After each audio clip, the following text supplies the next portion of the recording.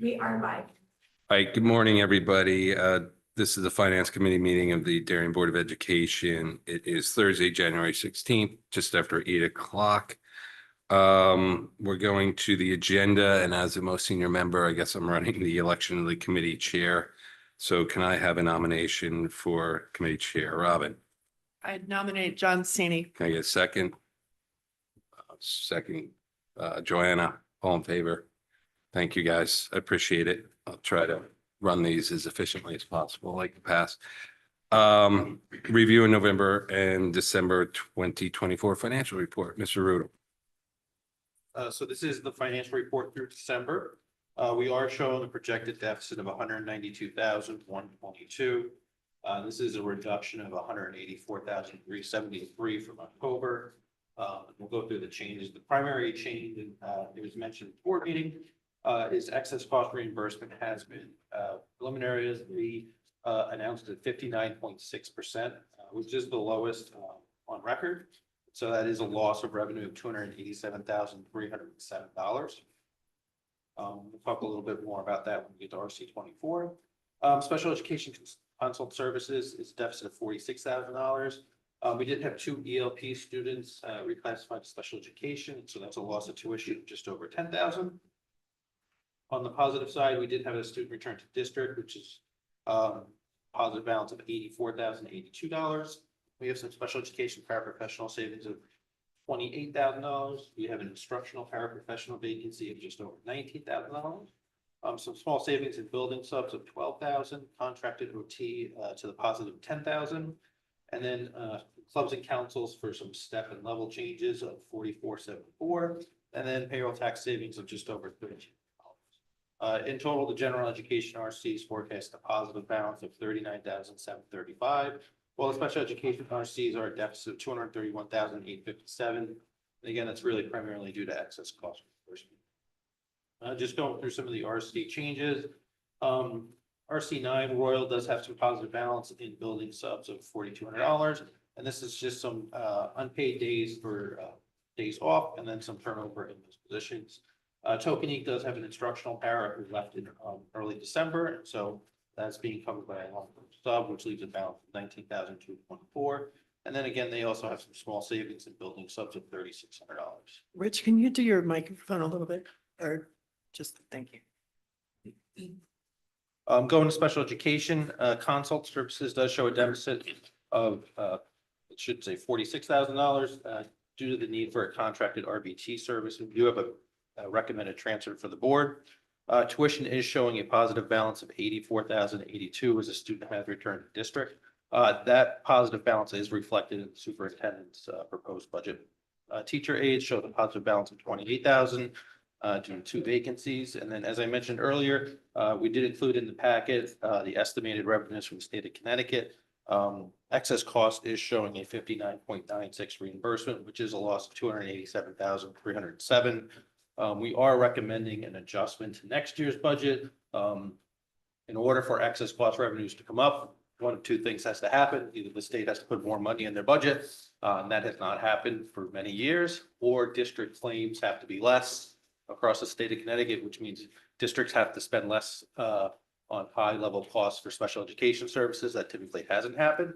So one of those 2 levers doesn't change. It's going to mean that reimbursement for excess costs is going to continue to decline going forward.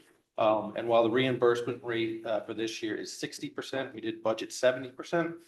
We are recommending a 65% as opposed to a 60% for 2 reasons. One, there's a lot of factors that go into excess cost, one being threshold, for example. So we do have an estimated threshold. That threshold won't get set until the following year.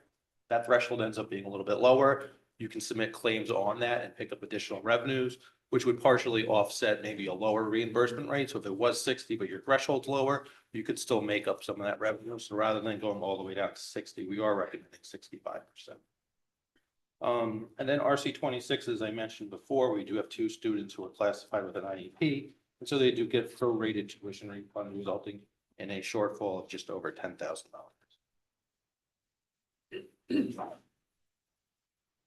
Any questions? Joanna. Start with ECR. Since the legislation, the state legislation has just started. If they change the budget for this year, to affect this year's or just starting next? No, year? it would be next year's. Keep going. Oh, okay.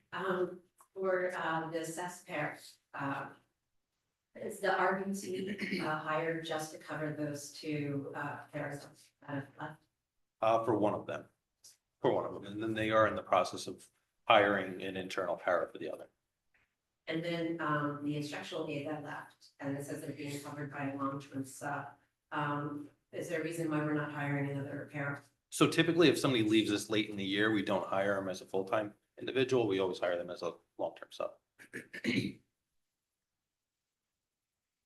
Go ahead, Rob. I had a question on RC 18. Excuse me. The paraprofessional, the turnover, the 22, is that including what was taken out as of the budget last year? Or is this turnover that has happened during the course of since September? So this is turnover that's occurred since effectively the budget was approved for the current year back in, Okay. May through the current time. And then new paras are going on that new salary schedule. And that's where you're picking up the turnover savings. Oh, the turnover savings. I'm sorry, I thought this was actual turnover.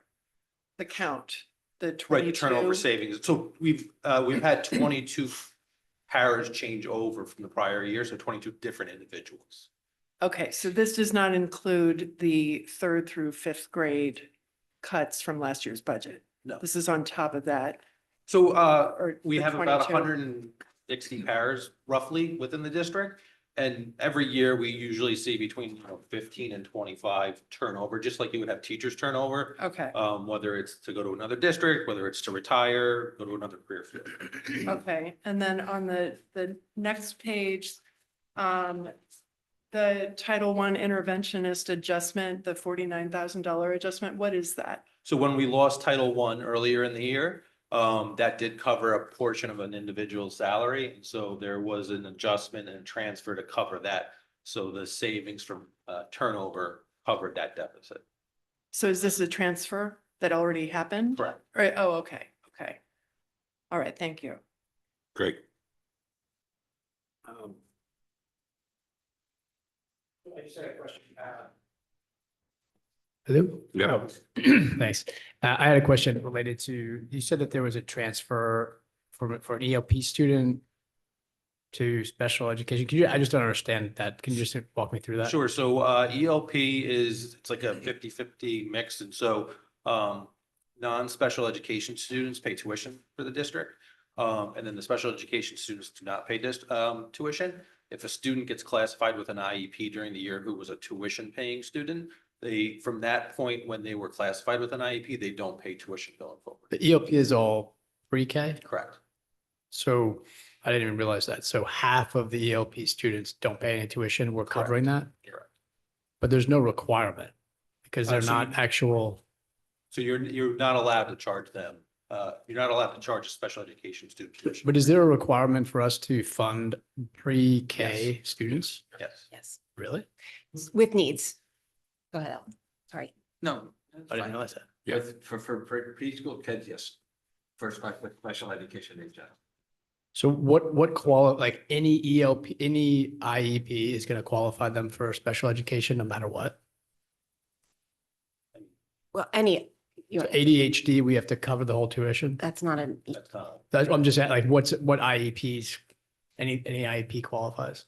No, but kids with preschool age with any special needs through the IEP process, they would qualify.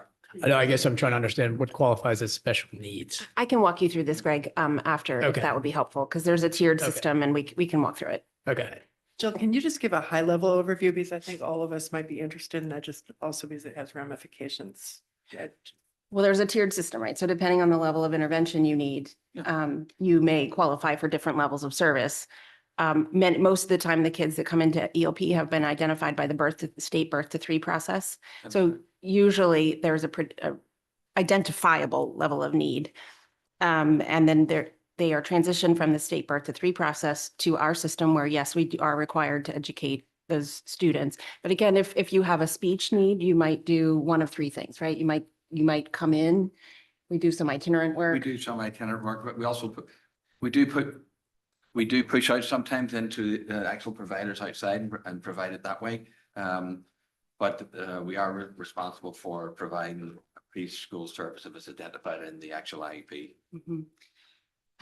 ADHD is usually a 504, which is Okay. why that particular example is different, but like a speech delay, an OT delay, And is the develop- level of coverage the same for any of those levels, or is it Every very? time, It's- it's every individual student. You have a team of people that have examined them and evaluated them, and that team meets and they decide what that student needs to be able to get back to where their peers are. Got it. It can be a physical need, occupational need, speech need, depending on the individual need of the Got it. student. Okay. all of So the above. when, sorry to get sidetracked on No, this. So you're when, it ties back to the budget. When we are doing our math for ELP student cost per student, Yes. are we doing that based on all of the students, including the IEPs, or just the students without IEPs?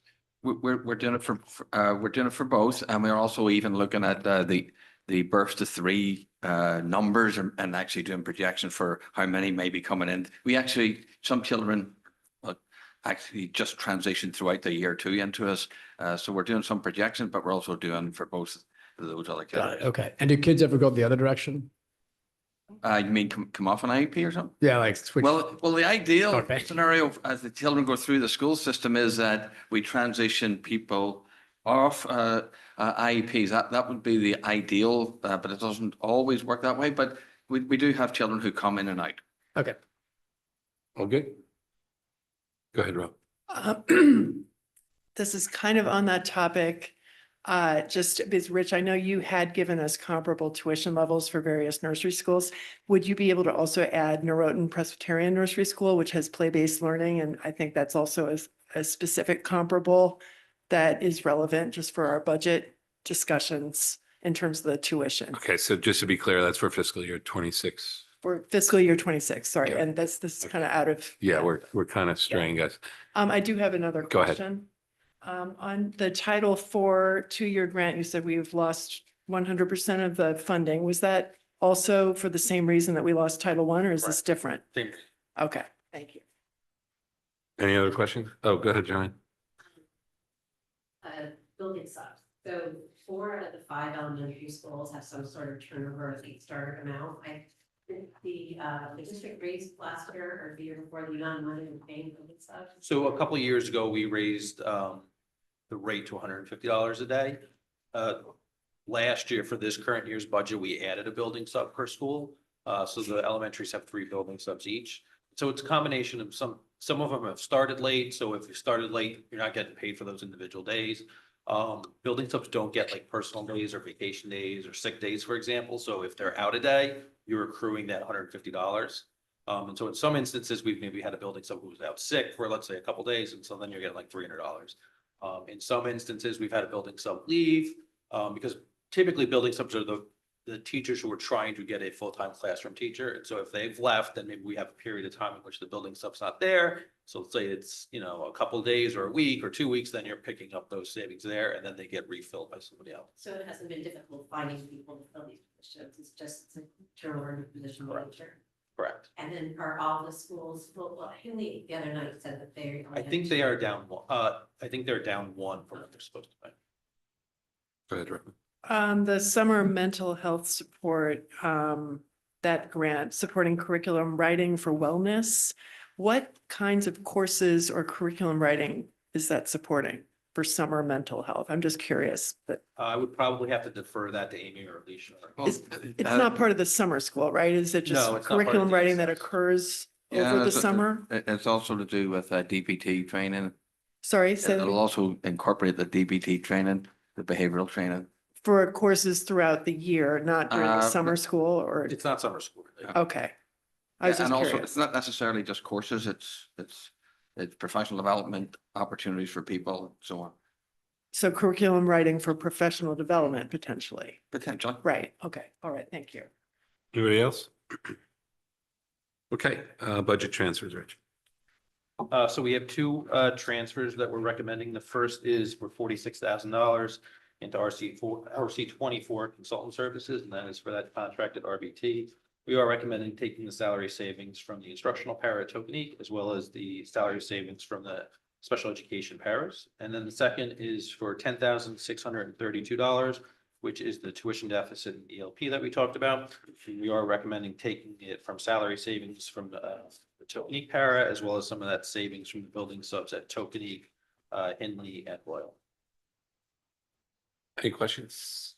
Go ahead, John. No. No. Gary touched on this, but just so I clarify. So this consultant, this RBT is just for one of the paraprofessional aides, but we're trying to hire another one in-house. Correct. So why are we trying to hire two in-house? I believe it has to do with this specific, correct. Anybody else? So I would, propose that this committee recommends the transfers at the next board meeting. Everybody agree? Consensus? Yes. Okay. All right, so we have a guest here today, Doug Wilson of the Darien Booster Club. We've been talking a bit about the sponsor program, qualified sponsor program at field advertising, in the current budget, discussions. And I thought it'd be a good idea to bring Doug in and just give a quick update, to show how well, this program's gone thus far.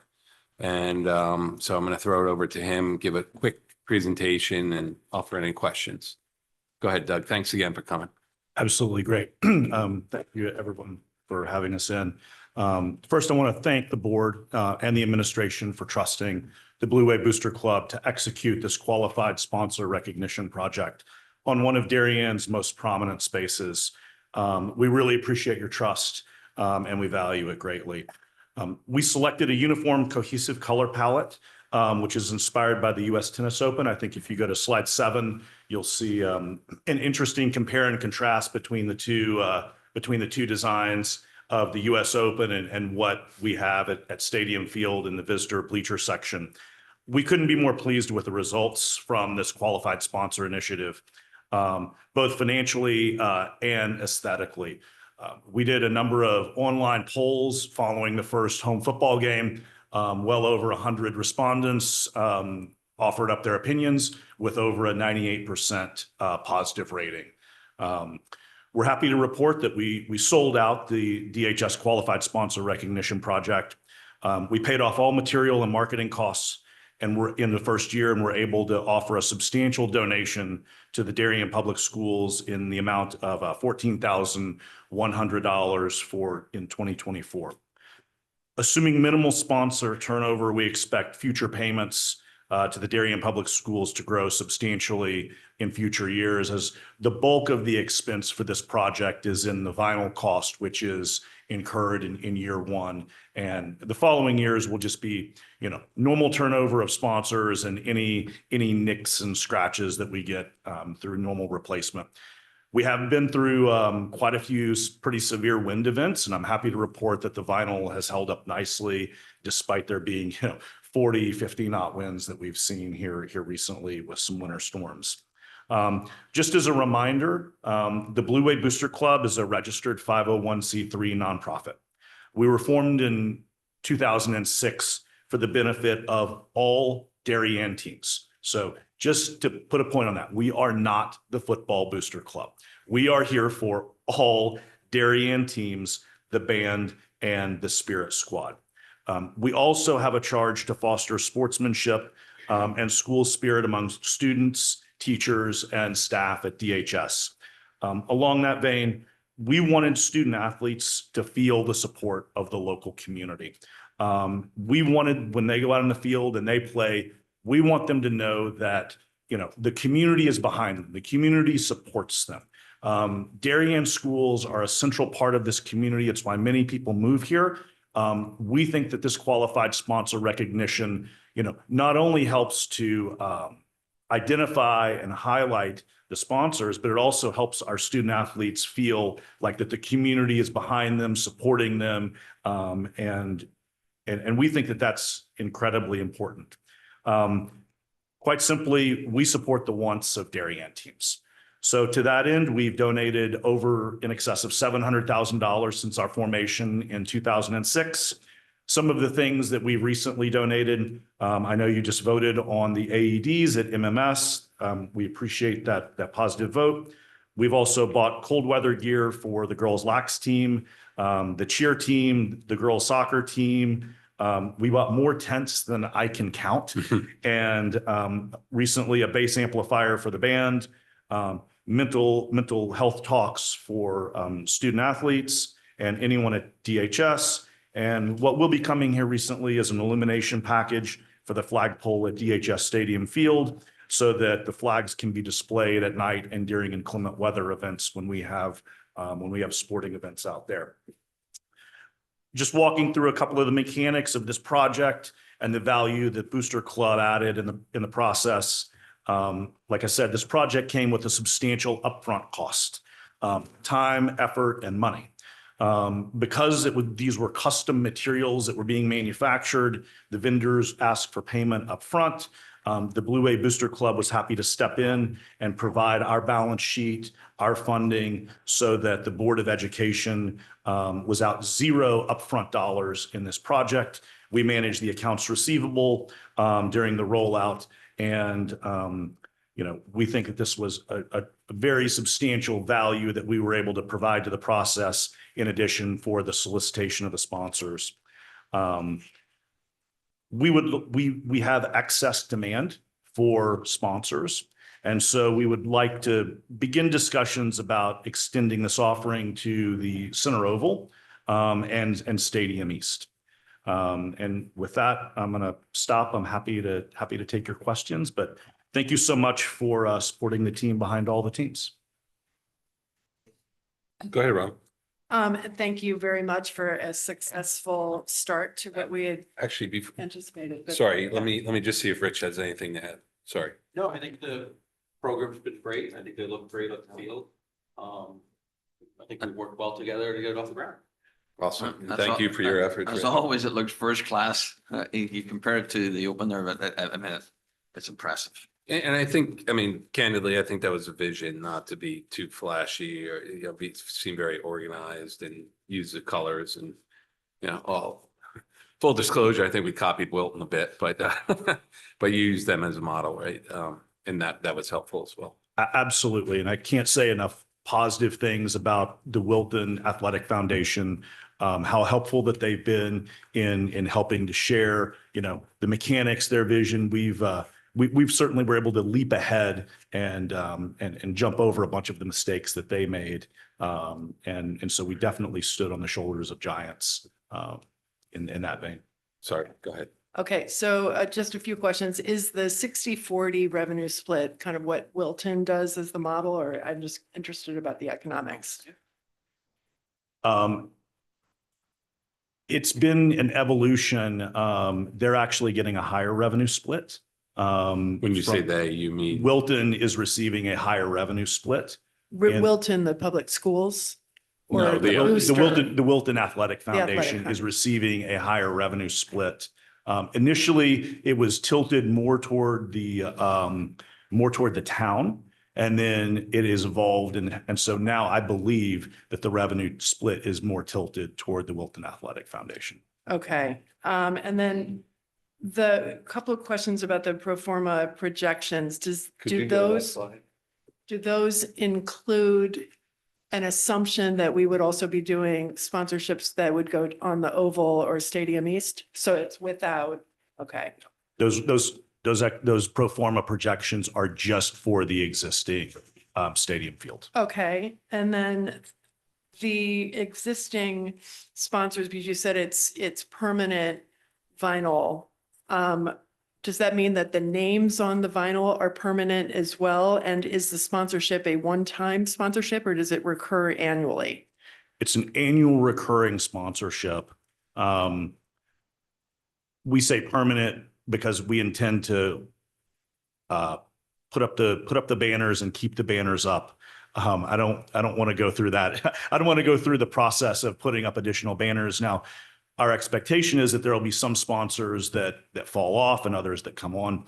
But if you're a sponsor, you basically have a right of first refusal with us every year to re-up your sponsorship. So you can change the sponsors year to year, but the vinyl would basically stay in the same place. That's basically what you're saying. Absolutely. Okay, and you would get, so for Diamond, you get an additional $5,000 each year for every Diamond sponsor. Okay. Correct.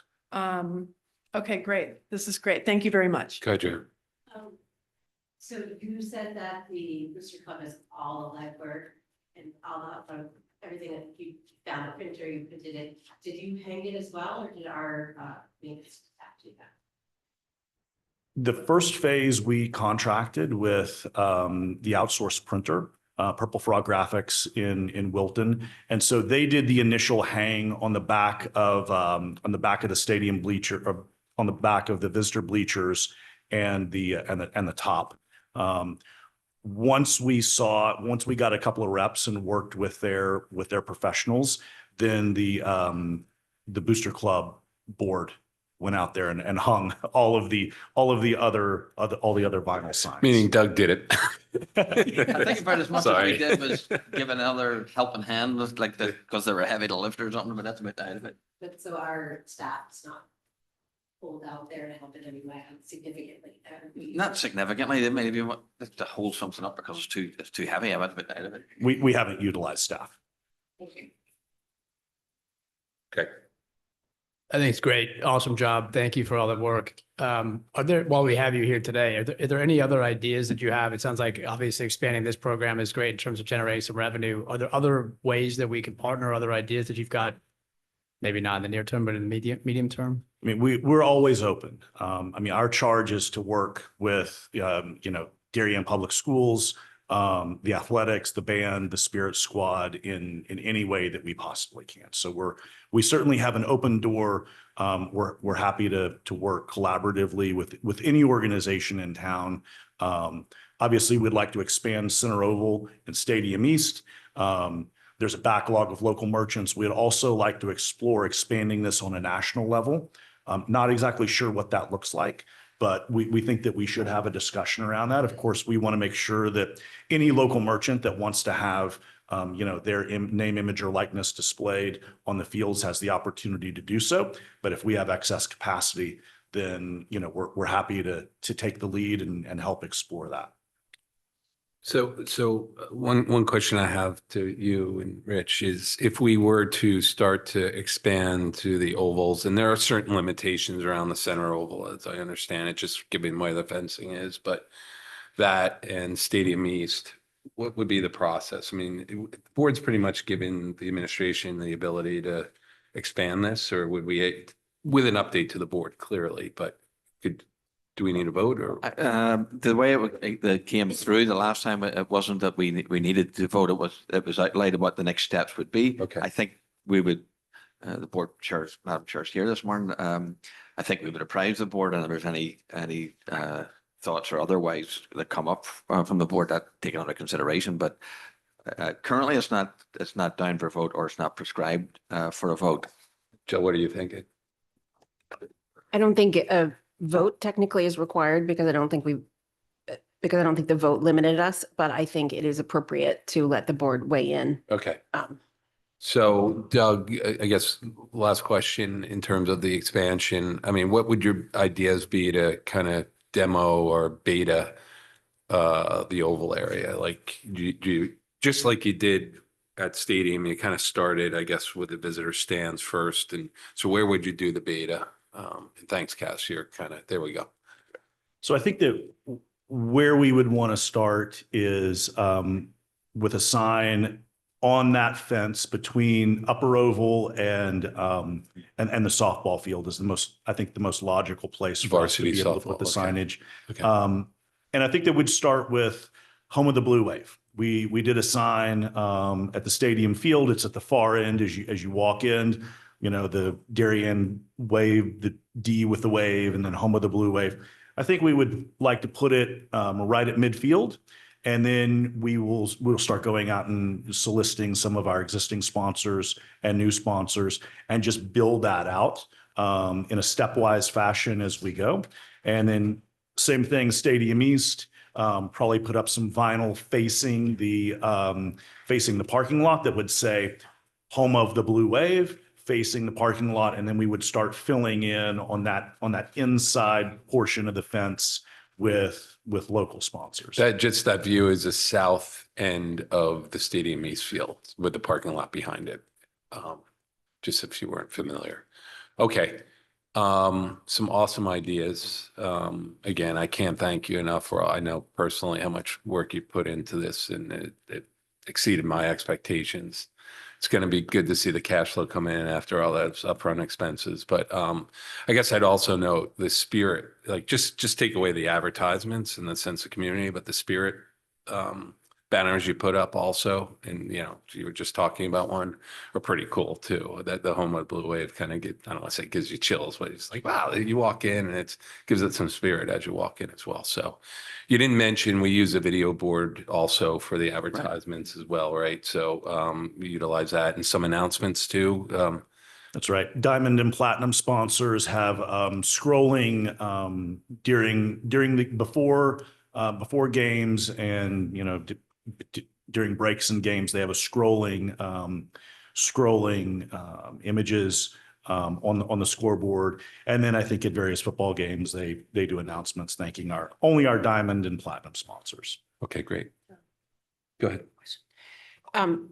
Doug, you and I spoke offline at one point, and my understanding is that there's a lifetime of these banners. It's, I think, something in the neighborhood of 7 years, if I recall correctly. You'll have to correct me probably. But what I'm curious about is how you've modeled, because you're going to have, peaks and valleys in terms of the expenses on your end. And so, of course, I know that you also value keeping the school systems looking professional and attractive. So can you speak to both the operational and the financial side of that cycle? What slide is that, Doug? Just so Cass can follow along. Fine. I think it's that projection slide, right? So on slide 5.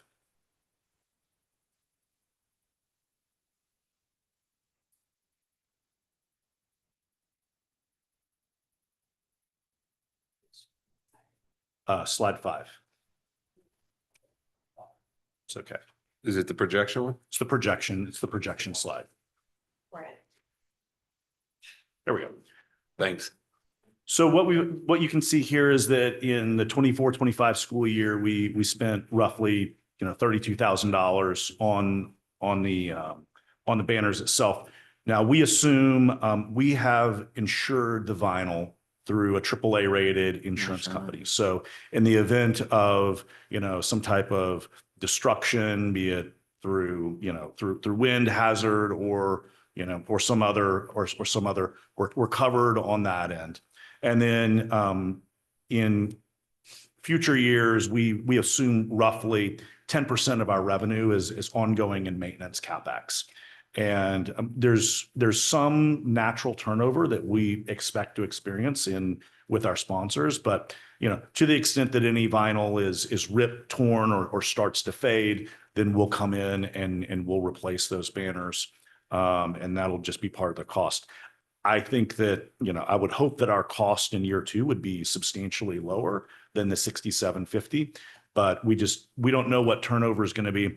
Some of the things that we've done to prepare the vinyl to weather the storm, so to speak, is we've printed it using UV resistant ink, and the fasteners are UV resistant fasteners, very durable. We've decreased the run between the grommets, which causes the expense to be a little higher, but that's how you get the longer life for the banners. But we're going to have to see how it weathers over the winter and the summer. But based on Wilton's experience, Yeah, I was just going to ask that. they're feeling very confident that they're going to get 5 years out of their vinyl. 5 years. They're on what year now? Do you They know? started in 2019, and they still have some of their existing vinyl. Yeah, it still looks great. I mean, it was up there this year. Okay. Just a quick question. I should have said at the start. Doug, did you get any complaints from anybody? I mean, just like, I mean, can you, like, just, I know of one. like, okay, well, I don't need the names. I don't need, just contextual, I just live with one. contextually. I haven't heard any, but Dr. Adley, as you know, we live in Darien. Okay. There's a lot of opinions Okay, everywhere right. we I go. just wanted to understand, we, recognize. I was at a meeting last night and I did have one individual that did give me a bit of negative feedback, and the feedback to date has generally been, it looks nice, we just don't like it. We Okay. we would Concept. just rather not, has generally been the feedback. As from an aesthetics standpoint. Yeah. Most people don't have a problem with the aesthetics. You did a good job of that. So I think it just comes down to a personal preference. Did we have to, I don't need the names. Did we have to turn away sponsors either because they weren't suitable, whatever, like in terms of, or, Tattoo parlor or anything like that? well, I just, you know, just curious. We, no, we didn't, we haven't had to turn away anybody, because of any of the moral turpitude reasons, but we also were thoughtful in who we approached. I think because this is, the first phase of the project, it was mainly an outbound, outreach process from the board to a very targeted list of sponsors, a lot of local merchants Yeah. that we know in town and places that we frequent. As we start to expand this, I think that the direction of inquiry will start being the other way. And I think we'll start having inbounds. And it's at that point that we'll probably have to make, maybe some tougher decisions about who's on, who's off. But Last today, contextual question for you. Is there any feedback that we'll do this, but it's impacting how we're contributing to other fundraisers for kids or otherwise? Is there any contextual discussion around that or not? that's a great question. Nothing yet. I was at another meeting last night of Parks and Recreation, and I know that Darien Little League Baseball is planning on doing the same project at McGuan. Okay, okay. And so I think that, similar to how we looked at Wilton, we saw an opportunity. I think that some other organizations in town are definitely seeing an opportunity. Not sure what the follow-on effects are going to be to other organizations in town. Well, thank you for taking on. You did a great job. Thank you. Just one ahead. more question. You mentioned that you had donated mental health talks for the athletes. Can you expand on what that was exactly? Yeah, we've provided breakfast for CrossLit, which is open to anyone. It's a non-denominational type of mental health gathering. We did that extensively in the prior years, and that's coming together before school. And so we provided the breakfasts for anyone that wanted to attend that venue. And so that's one of the boxes that we call, supporting mental health within Darien. Okay, thank you. All right. Well, Doug, thanks again. Really appreciate it. Look forward to working with you going forward. Rich, nothing else? Okay, any public comment? I don't have anybody in the audience. I'm sorry? Oh. Thank you. Good morning. If anybody in person or online would like to participate in public comment, please approach the podium or use the raised hand icon. Please note that you will need to state your name and address for the record, and you will have up to 3 minutes to comment. We have no raised hands at this All time. right, thank you. Can I get a motion to adjourn? Thank you very much.